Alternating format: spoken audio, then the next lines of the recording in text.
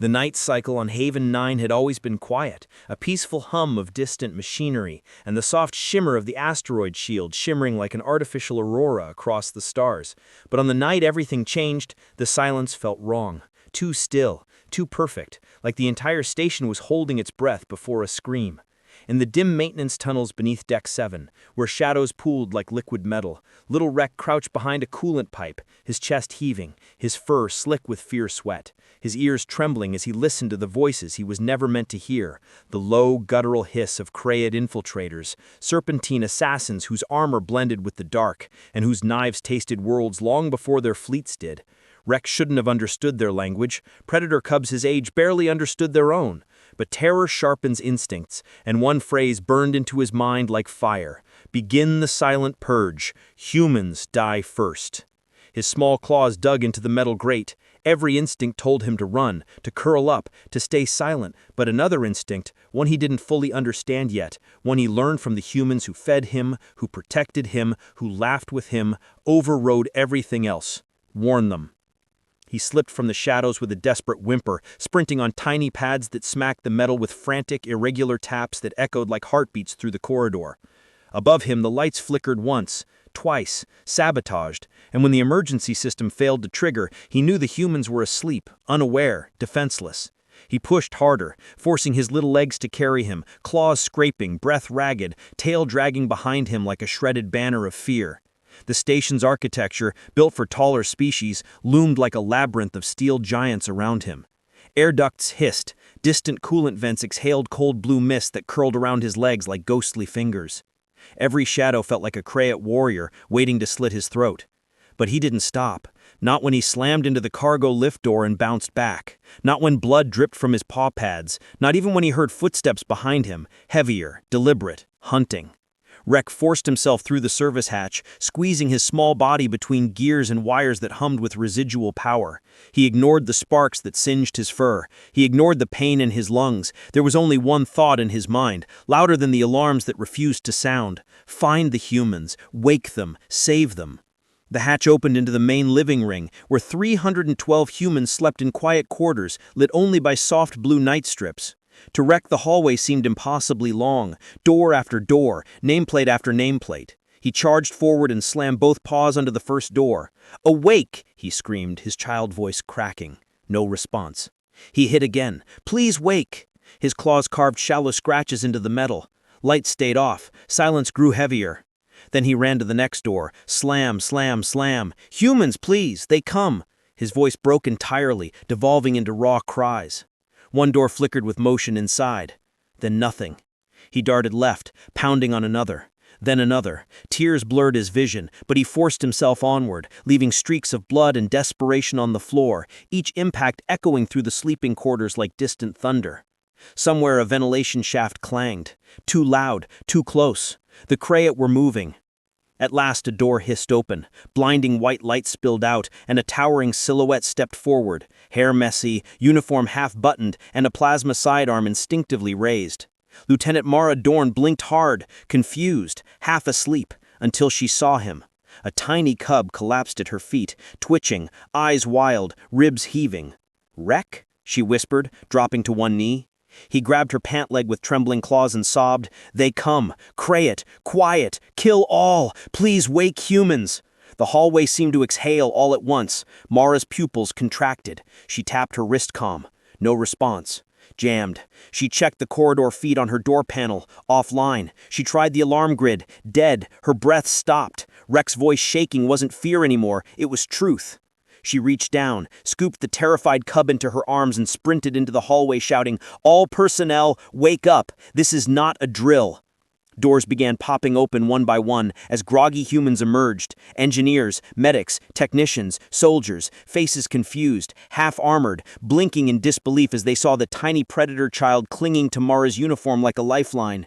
And when she repeated the words, "Krayt infiltrators on the station," the effect was electric. Sleep vanished. Confusion hardened into cold, sharp focus. Humans moved with terrifying speed, armor plates locking, rifles charging, boots pounding, voices calling out orders before commanders even arrived. Someone wrapped Rek in an emergency thermal cloth. Another brought him water. Another knelt beside him to steady his breathing. The child who warned them was no longer alone. But even as the humans rallied, Rex's heart froze. He felt it through the floor, the silent vibration of something opening.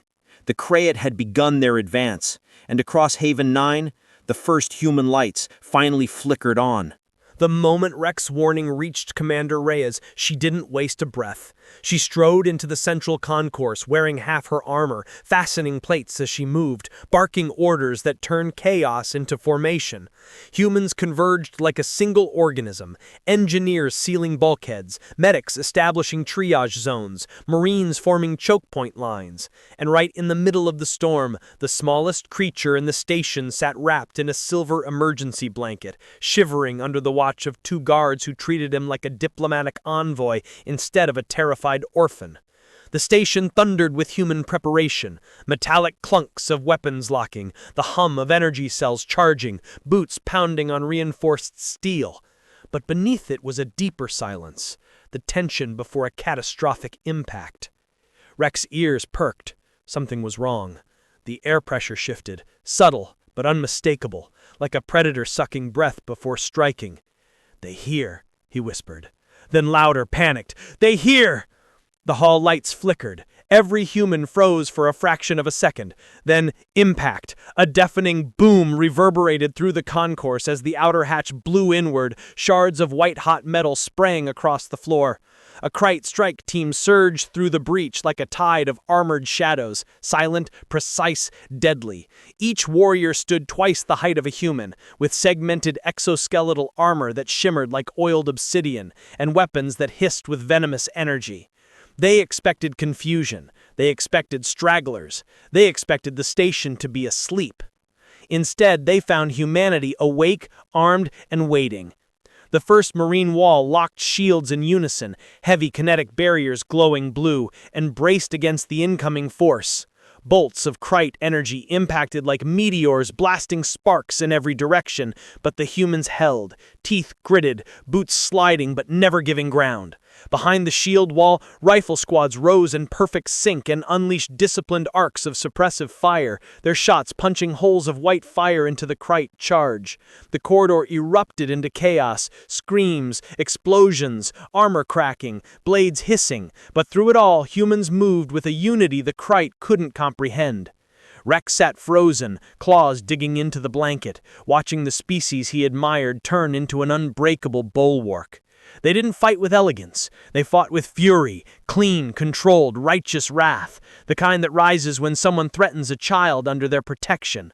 Commander Reyes charged forward through the collapsing front line, her armor scorched, her face streaked with blood, and dropped to one knee beside him. "Rek," she said, breathless but steady, "you did something brave tonight, something only a hero could do." The cub trembled. "I scared," he whispered. Reyes placed a gauntlet hand on his shoulder. "So are we, but humans don't run from fear. We run towards the ones we're protecting. Stay behind us, no matter what." She stood and raised her plasma rifle high.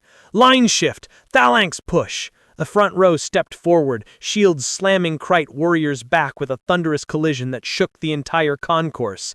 And slowly, impossibly, the Krayt momentum faltered. Their elite strike troops, trained for guaranteed kill infiltrations, now stumbled under coordinated human pressure. Every step they gained lasted seconds before a human counterformation forced them back. Every time one Krayt warrior breached the line, 3 humans tackled it. Every time a shield fell, another soldier stepped into place without hesitation. Rek realized something profound as he watched the battle unfold. The Krayt were strong, but humans were something else entirely. They weren't the galaxy's apex predators. They weren't the strongest, but they were the most terrifying defenders he had ever seen. And then it happened. A Krayt captain, towering and armored in ceremonial black, broke through the formation with a blade of pure energy raised to cleave the cub in two. Rex screamed. Reyes turned just in time. She couldn't reach him, too far, too many bodies between them. But a human scientist, an unarmored civilian with nothing but a welding torch, threw himself into the path of the blade. It struck him across the torso, sending him crashing to the ground, but he held the Krayt's wrist for a fraction of a second. One heartbeat, one breath, long enough for Reyes to fire a point-blank shot that vaporized the captain's skull.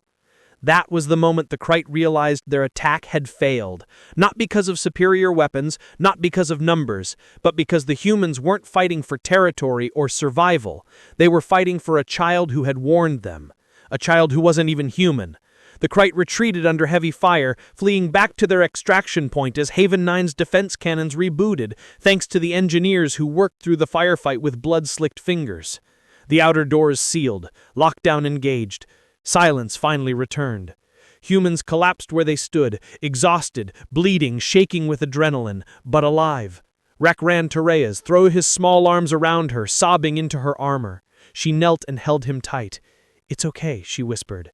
"You saved us, and we saved you." Around them, Marines lowered their weapons. Medics tended to the wounded. Engineers began repairing the breach. Every human on the station turned to look at the Predator cub who had changed their fate. Reyes lifted him onto her shoulder and said a sentence that would echo through the entire quadrant for generations. "Tonight, a child woke us, and humanity answered."